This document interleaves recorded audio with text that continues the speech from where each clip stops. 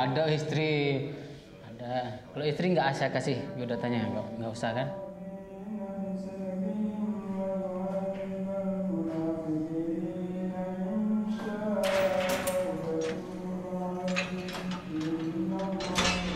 Bom Bali itu adalah inisiatif penuh dari saya sendiri dan Imam Samudra. Mungkin kalau dari segi hukum positif, mungkin bisa jadi dikategorikan sebagai apa namanya ya, di lapangan, tanggung jawab lapangan. Tapi sebenarnya dari segi agama atau din itu kapasitas tanggung jawabnya sama sebetulnya, keterlibatannya gitu kan. Saya kira itu, dan tugas saya waktu itu ya mungkin secara automatically ya, katakanlah apa ya, ya mungkin bisa dibilang penanggung jawab dalam skala itu saja gitu, nggak secara umum.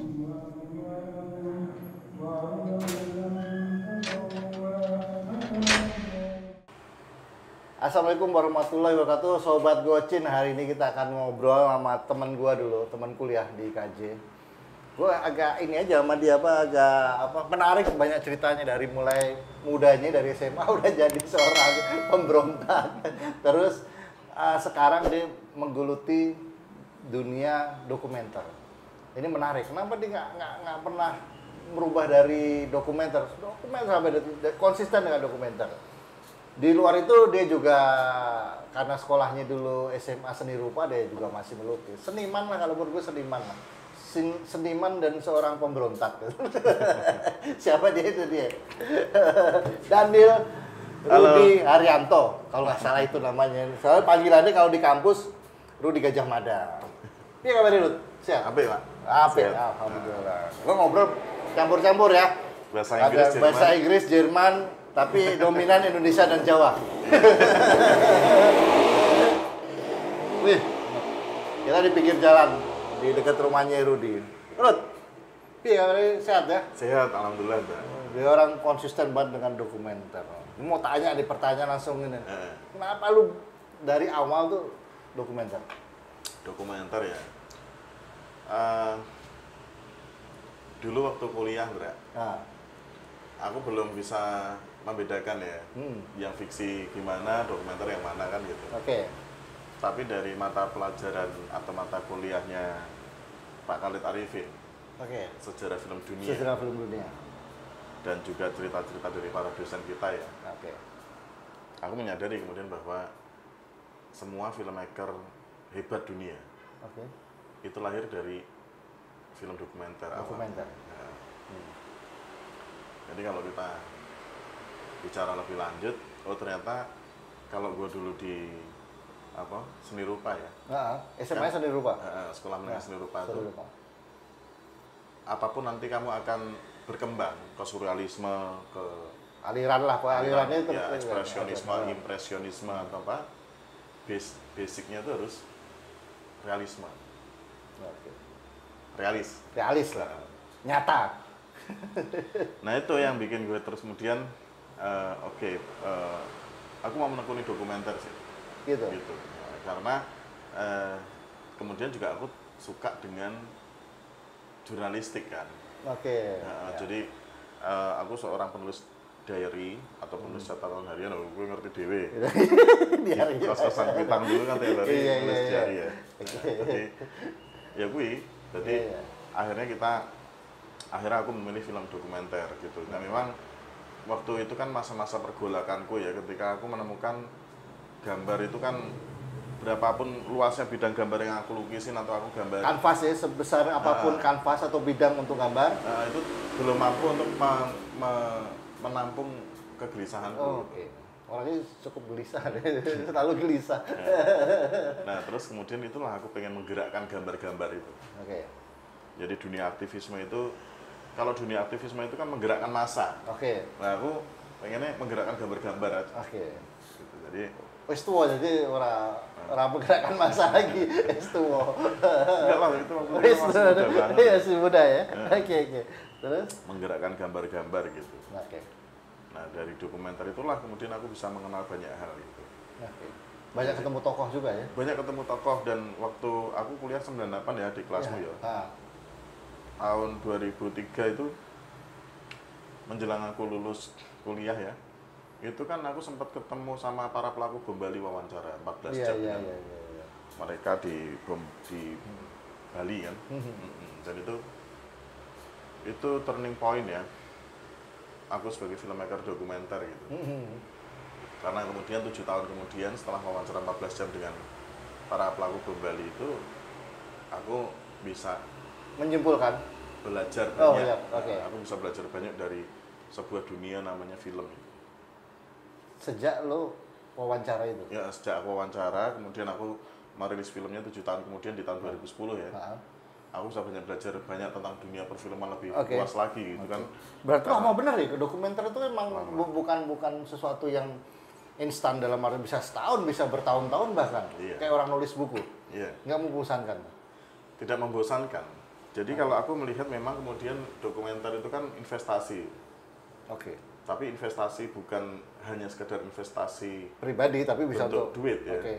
Bukan hanya kapital nominal uang, tapi investasi dalam bentuk peradaban. Nah, jadi film dokumenter itu investasi peradaban. Gitu. Kayak lo bikin buku bisa dibaca ratusan tahun berikutnya. Kayak misalnya kemarin baru saja kita kan diharu biru sama peristiwa terorisme, ya, peristiwa serangan teroris di berbagai tempat ya, di Makassar, di Palu, dan termasuk kemarin terakhir di Mabes Polri, ya, kebobolan lah ya kan. Tapi ketika balik lagi ke 2003 atau 2002, sudah pernah terjadi dengan yang pernah lu bikin. Jadi kalau melihat, gue lagi bayangin bahwa pentingnya sebuah dokumenter. Bukan sekedar hiburan, tapi ilmu yang nggak bisa lu putus dimanapun. Tapi masalahnya gini, Dan. Ini menarik ya. Dia bisa wawancara orang yang bom Bali, siapa namanya? Imam Samudra. Iya, Imam Samudra. Ali Gufron. Amrozi. Lu bisa wawancara itu. Dapat akses dari mana? Jadi ceritanya gini. Kita ini kan dulu aktivis ya. Iya, betul. Aktivis tuh nggak, jangan dulu, sekarang tentu aktivis lah. Jangan ngomong dulu, kalau dulu tuh aktivis never day. Aktivis never day. Jadi di zaman masa-masa dulu itu, karena kita aktivis kan kita kan kenal banyak orang. Nah, salah satu dari orang yang kita kenal itu ya namanya Mas Hermawan Sulistyo. Beliau tahu kalau aku ini sekolah di IKJ film kan. Aku dipanggil, Ruth, kita lagi butuh filmmaker yang bisa ikut di tim pencari fakta investigasi bom Bali. Oh boleh Mas. Secara waktu itu 98 ya kan. 2003 ya kan. 2003. Jadi mulai ada perubahan reformasi di tubuh TNI maupun Polri kan waktu itu kan ya. Mulai terbuka lah. Mulai kita pengen belajar juga kan. Iya kan. Nah, di 2003 ini gembel-gembel IKJ ini kan. Gembel naik kelas nih. Di potret gubernur. Jadi akhirnya kami ikutlah di tim itu kan. Tim itu membuat dokumenter itu. Nah, ordernya adalah membuat film dokumenter tentang scientific crime investigation-nya Pak Made Mangkupastika. Nah, film itu udah kita selesaikan. Judulnya Bom Bali 1. Nah, tapi memang waktu kita kan agak sedikit masih trauma, ketakutan dengan hal-hal itu. Gitu kan. Peristiwa Bali. Bom Bali enggak? 202 orang. Makanya itu tewas kan. Ratusan lainnya luka-luka juga kan. Nah, itu membuat kita pengen tahu, curiosity-nya tinggi waktu itu. Ini sebenarnya apa sih ini kan gitu kan. Nah, pengalaman sebagai filmmaker dokumenter itu kan belum banyak. Betul. Nah, waktu itu kita kejadiannya di Bali. Nah, di Bali itu kita waktu itu wawancara Pak Made Mangkupastika sama wawancara sama Pak Budi Kurniawan, Kapolda Bali. Nah, memang kami mendapatkan surat perintah ya, sprint ya. Sprint dari Pak Dai Bahtiar waktu itu Kapoldanya. Nah waktu itu dapat akses itu ya.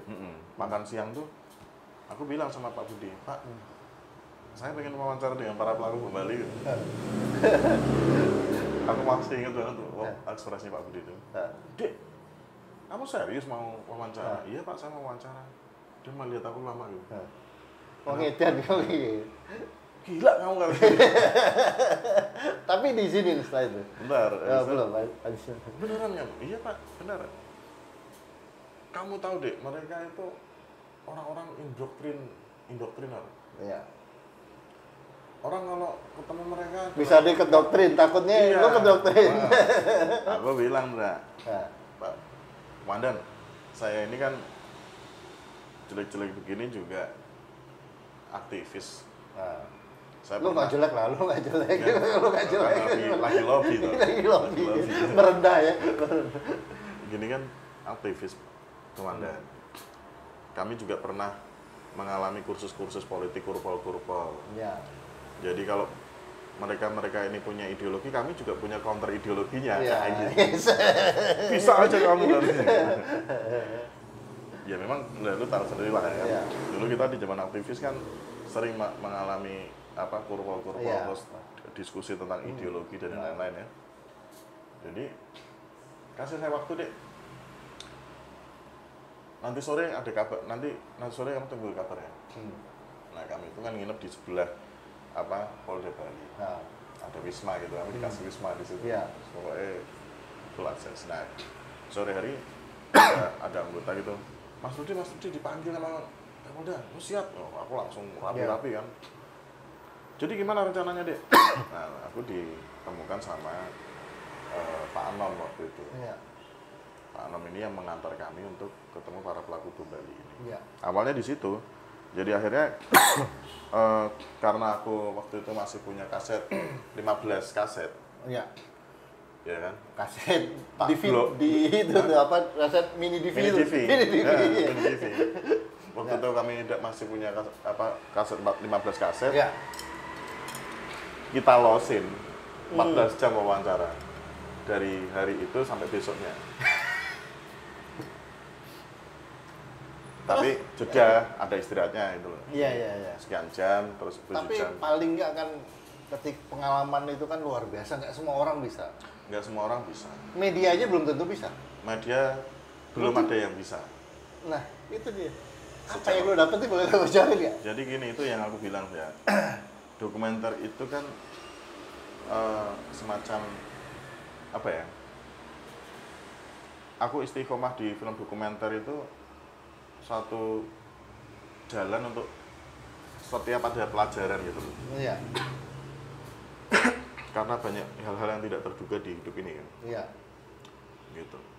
Jadi salah satunya ya pengalaman awal itu masih kuliah. Masih kuliah, ya kan? baru ketemu dengan kasus besar. dan jadi perhatian dunia kasus itu. Itu dan lu punya kesempatan untuk wawancara. Iya. Jadi Bom Bali 2 itu kan salah satu peristiwa yang dianggap terbesar setelah peristiwa BTC kan. Oke. Iya. Kan? Karena korbannya cukup ratusan orang. Iya. Dan itu tonggak baru di Southeast Asia atau Asia Tenggara tentang perang terhadap terorisme. Kan? Ya. Setelah Presiden Amerika waktu itu menyampaikan George Bush ya. Menyampaikan perang terhadap terorisme kan. Nah, itu artinya di dalam pengalaman film dokumenterku itu yang membuat aku menjadi semakin lebih mencintai film dokumenter. Karena itu yang tidak aku dapatkan di film fiksi. Ya. Jadi ada realitas-realitas yang aku temukan ya, dan kemudian bisa menjadi pelajaran hidup. Gitu. Untuk siapapun pasti ada. Kayak misalnya situasi sekarang ini, dunia ini sekarang ini tidak pernah akan lepas dari pandemi COVID-19, sekaligus juga potensi terorisme kan? Oke. Nah itu udah aku baca dari sejak aku ketemu mereka. Nah, kalau pertanyaannya bagaimana harus membacanya? Loh, kita kan punya background aktivis. Kita mempelajari pola-pola gerakan dari gerakan-gerakan yang sistematis, terorganisir dari kiri maupun kanan, ya kan, sampai ke ini kalau aktivis ngomong begitu. Dari kiri kanan ya kan, tengah atas bawah kan, kiri kirian terlalu kanan. Ya. Ya kita belajar itu. Iya. Jadi kita kemudian tidak kaget dengan peristiwa-peristiwa yang terjadi sekarang. Iya. Nah itu aku temukan di film dokumenter. Oke. Jadi film dokumenter itu mengajarkan banyak hal, terutama bagaimana kita menyikapi situasi. Nah istiqomah di film dokumenter itulah yang membuat aku bisa banyak belajar itu. Tapi gini, gue sedikit potong. Yang gue amatin lu kan aktivis dari SMA lah, gue bisa ngomong. Gue kenal Rode di Jogja. Rode itu pro demokrasi, anak-anak kampus yang ngumpul, Gang Rode, dan sampai detik ini ada. Itu tempatnya aktivis ngumpul lah. Anak UI terus banyak situ. Rudi SMA udah ke sono. Rudi udah SMA ke sono. Dan gini Rod, yang mau gue tanya tuh gini. Dokumenter lu, gue tau lah dari postingan apa banyak. Lebih banyak dokumenter yang berbau, sorry kalau gue salah ya, berbau politik, hubungannya dengan politik. Dan kenapa lu nggak dokumenter alam atau apa, tapi lu politik? Atau karena memang jiwa lu dari itu yang sebetulnya lu masih belum puas terhadap apa ya, diri lu sendiri sebagai seorang aktivis itu kan banyak bergejolak lah, pengen tahu, banyak pengen, akhirnya yang lu lari itu adalah jadi dengan lu buat dokumenter, lu bisa belajar langsung, bukan baca buku. Benar nggak? Iya. Iya kan? Iya, dengan dokumen itu tadi, dengan apa bergelut ya, dengan bergumul di media film dokumenter itu kan, aku bisa banyak belajar langsung. Iya. Jadi kita tidak mudah untuk termakan hoax tadi. Oke. Kalau dibilang tidak puas dengan diriku sendiri, aku sangat puas dengan diriku. Tapi seorang seniman memang tidak mudah puas kan. Iya. Dia akan mencoba untuk berkali-kali hingga dia menemukan titik kepuasan itu. Nah, media dokumenter itu ekstasi berkali-kali. Ekstasi. Kita mengalami ekstasi berkali-kali. Kita mengenal katarsis lah kayak jadi Caca Teater Yogyo itu. Katarsis. Mengalami katarsis itu berkali-kali terus. Nah, jadi tapi yang gue tanya, kenapa lu lebih ke politik? Lebih politik? Sebenarnya enggak juga sih. Emang ada duitnya tuh? Sebenarnya enggak. Hidup dari dokumenter juga jadi pertanyaan gue loh. Nah itu ya, kalau soal duit itu relatif ya. Relatif lah ya. Relatif. Nyatanya bisa hidup ya kan? Nyatanya kalau bisa hidup. soal hidup bisa hidup. Bisa hidup. Nah itu tadi, lu bagaimana? Ada juga pertanyaan misalnya, lu bagaimana lu bisa hidup dari dokumenter? Iya betul. Ya, karena kan gini, ya sorry, gue potong dulu. Dokumenter kan bukan sebuah hiburan. Lu mau nonton di mana? Boleh gak gue jadi orang bego yang nanya di mana gitu nontonnya? Kalau kita nonton channel itu kan ada geografi, itu kan lebih ke alam. Jarang banget lah yang soal yang lo omongin tadi soal banyak berbau-bau politik betul. Lah. Kalau untuk alam, untuk apa kan udah National Geographic, Discovery Channel ya. Udah itulah. Kalau soal apa namanya kebudayaan atau apa itu kan udah banyak channel-channel lain gitu. Tapi ada hal-hal tertentu yang ternyata tidak bisa dinikmatin umum. Ya, tidak bisa ditemukan oleh mereka. Itu yang gue mau tanya. Gue tuh tertarik ya nonton. Ini tadi ngobrol sebelum ini kita ngomong. Kita agak ini aja ya, kita kemana aja lah ngobrol ya. Ngalor ngidul lah namanya yang ngobrol. Soal bom Bali. Gue tertarik, tapi di mana gue harus nonton? Udah tuh satu lagi, dia pernah membikin sampai ke Belanda, Tan Malaka. Waktu itu heboh sih, tapi setelah itu selesai. Gue mau nonton di mana, Ruth? Itu loh ya, maksudnya jadi ini kan lu ngomong tadi bahwa ini investasi yang bisa sampai kapanpun, bukan investasi dalam nilai rupiah, tapi ada ilmu. Iya. Bagaimana orang bisa mau tahu itu? Nah nanti kita kasih nih linknya di bawah ini nih. Kasih linknya ya, kita kasih linknya. Nanti kita buka YouTube-nya, kita kasih linknya supaya teman-teman bisa mendapatkan akses itu. Ya. Untuk film Prisoner Paradise. Kalau untuk film Mahaguru Tan Malaka ini nanti yang versi rilisnya kalau yang di YouTube itu dari Kemendikbud itu belum versi final belum full lah, belum full.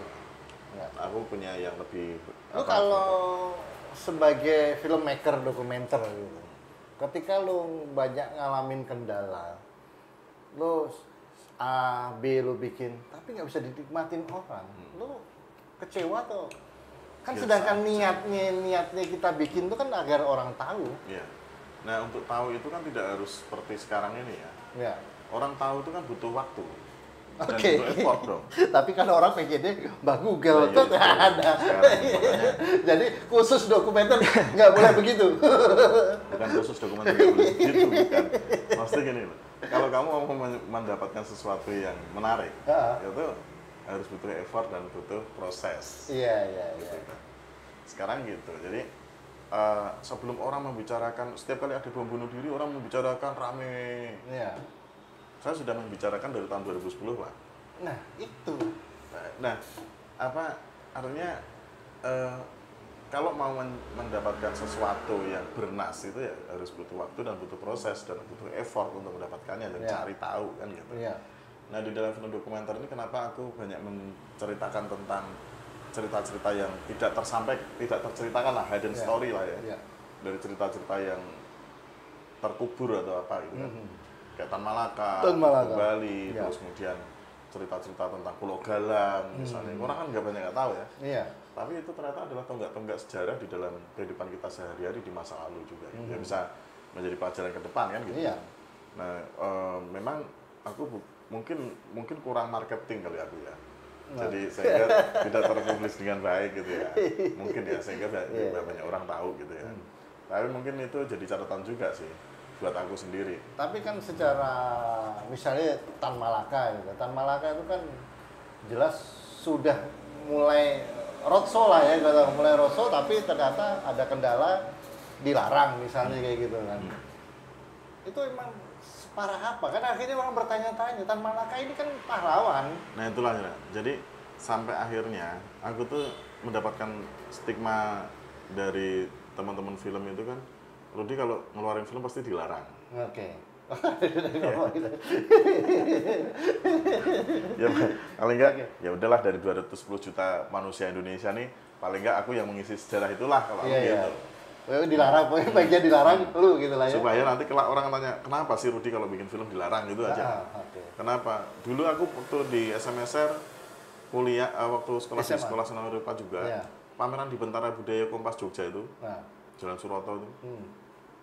Itu juga dilarang juga karena jadi ini gue potong di seru ini harus cerita nih. Jadi Rudy ini mulai dari SMA itu bukan apa ya, sudah mengalami kendala dilarang atau dan makanya dia seorang aktivis dan pemberontak lah kalau gue ngomong.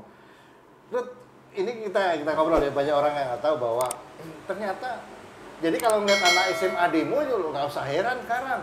Dari tahun 94 dia udah demo. Dan itu masuk kok dan demo nggak rame-rame, lu sendiri ya? Nggak rame-rame. Rame-rame juga, tapi ketuanya lu lah ya. Jadi itu sampai di media di Jogja waktu dan itu. Zaman Pak Harto loh. Zaman Pak Harto.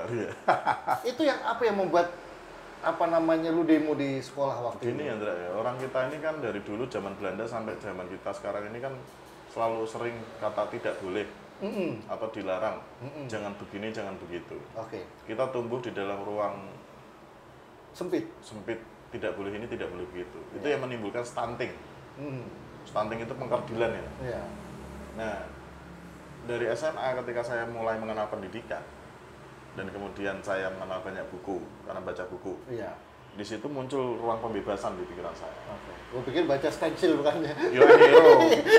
Jadi dulu Annie Ero tetap Annie Ero tetap. Jadi Annie Ero. Buat yang paham aja ya. Oke, lanjut. Annie Ero, Nick Carter itu yang paham aja. Yang paham aja.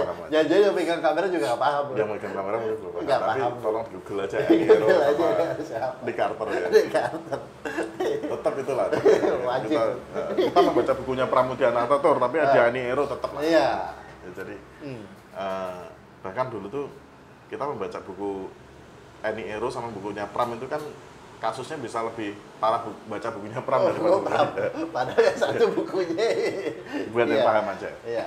Nah, ketika kita membaca itu kan kita berpikir, Pak, iya ya, kita harus melepaskan diri dari stunting, situasi stunting itu, pengkerdilan ini gitu kan.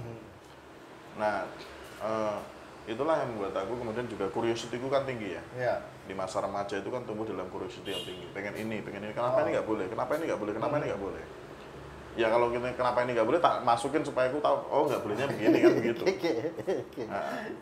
Nah, kemudian dengan menggunakan media seni rupa, dengan menggunakan media film, kita semakin tahu loh, ini kan sebenarnya kayak misalnya contohnya gini, film Tan Malaka ya. Iya. Tan Malaka itu, Tanam 3 itu ditandatangani sebagai pahlawan nasional, pejuang kemerdekaan oleh Bung Karno, resmi, negara. Tapi hingga hari ini, status kepahlawanannya itu bagaimana?